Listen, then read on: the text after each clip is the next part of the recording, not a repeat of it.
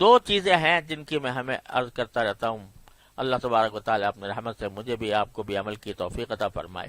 ایک کثرت شکر اور ایک کثرت دعا۔ شکر کی کثرت، ہوا کا جھونکا چلا، اچھا لگا، اللہم لک الحمد ولک الشکر، الحمدللہ۔ گھر میں داخل ہوئے، لوگوں کو اچھی طرح صحت مند پایا، خوش خرم پایا، اللہم لک الحمد ولک۔ بچہ کھیلتا ہوا اچھا لگا، اللہم لک الحمد ولک الشکر۔ جو نعمت بھی چھوٹی ہو یا بڑی، اس کے اوپر شکر ادا کرنے کی عادت پڑ جائے کہ آدمی خود بخود بغیر کسی تکلف کے شکر ادا کرتا رہے۔ تو یہ دو چیزیں ایسی خلاصہ ہیں ہمارے زندگی کا کہ اس سے اللہ تبارک و تعالیٰ کے ساتھ انسان کا تعلق مضبوط ہوتا ہے۔ میں عرض کیا کرتا ہوں کہ سورہ فاتحہ جو ہے وہ سارے قرآن کریم کا خلاصہ ہے کہ نہیں؟ اسی لیے ہر نماز میں سورہ فاتحہ ضرور، فرض ہو نفل ہو، یعنی فرض کے اندر 2 رکعتوں میں سورت تو نہیں پڑھنی، سورت پڑھتے ہیں، 2 میں سورت نہیں پڑھتے، لیکن فاتحہ وہاں بھی پڑھتے ہیں۔ ہر جگہ، ہر نماز میں، ہر رکعت میں سورہ فاتحہ۔ تو اگر اس پر غور کرو تو سورہ فاتحہ جو ہے وہ 7 آیتیں ہیں۔ اس کی پہلی 3 آیتیں اگر دیکھو، الحمدللہ رب العالمین الرحمن الرحیم مالک یوم الدین،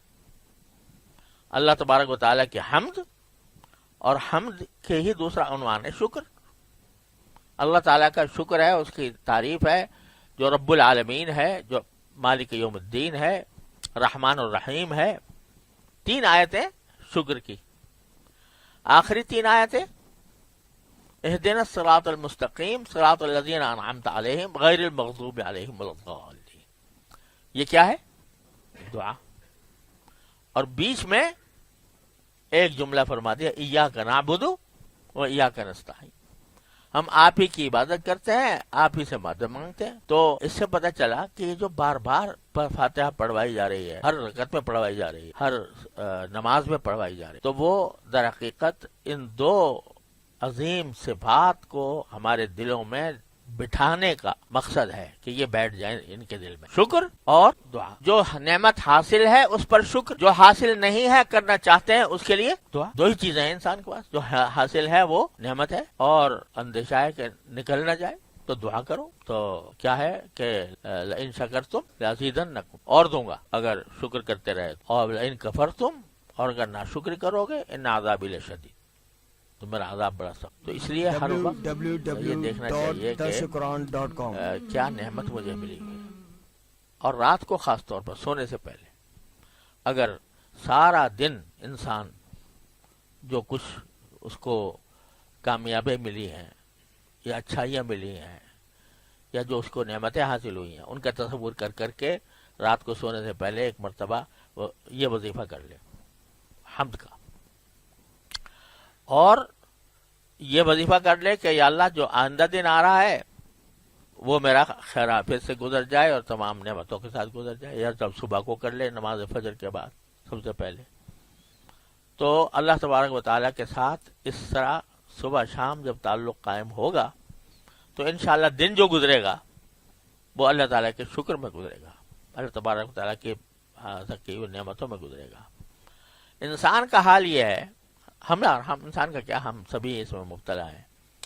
کہ اگر کبھی ذرا سی کہیں کوئی کسر رہ گئی تو اس کو لے بیٹھے اور اس کا دکھڑا بیان کرنا شروع کر دیا، عین اس وقت میں بھی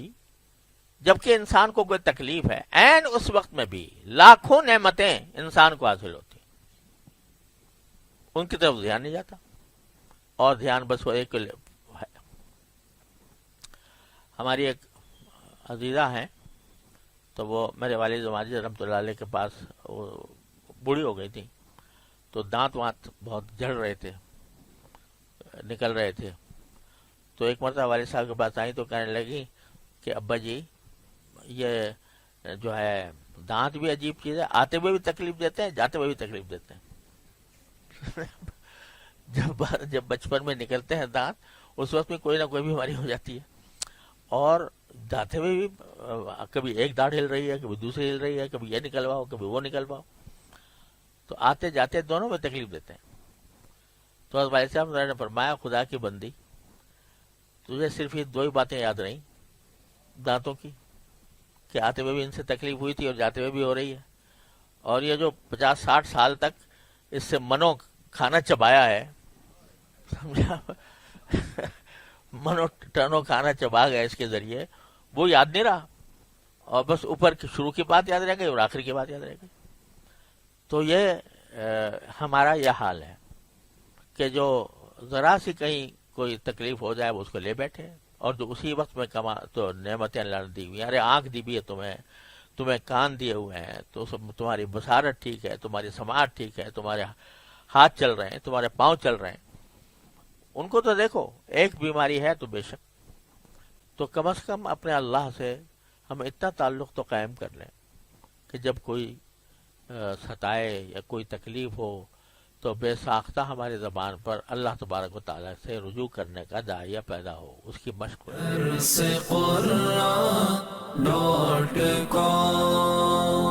www.darsequran.com